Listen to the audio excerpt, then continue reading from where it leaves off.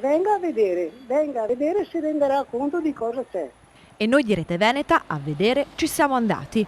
Una strada valsugana ancora una volta paralizzata, 40 minuti di attesa per fare pochi metri. Tantissime le segnalazioni arrivate dagli automobilisti, bloccati per più di un'ora lungo il tratto tra Romano di Ezzelino e Povo del Grappa.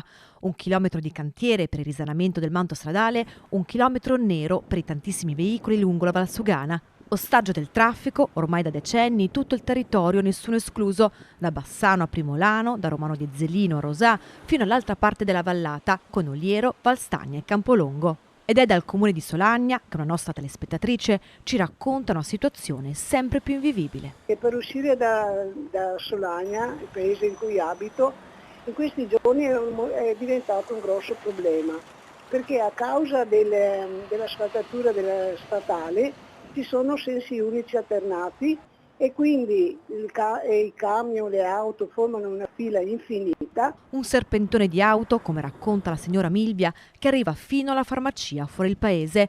Traffico in tilt, possibile anche nei prossimi giorni. I lavori al manto stradale, infatti, continueranno almeno fino a martedì prossimo. Io mi domando come mai non riescono ad asfaltare di notte quando di solito c'è molto meno traffico.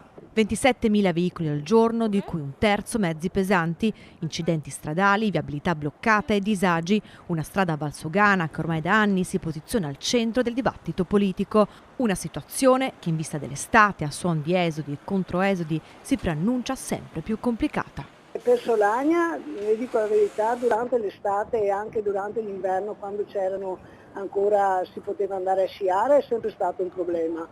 L'estate perché appunto il traffico era intensissimo, era difficile entrare e uscire in paese.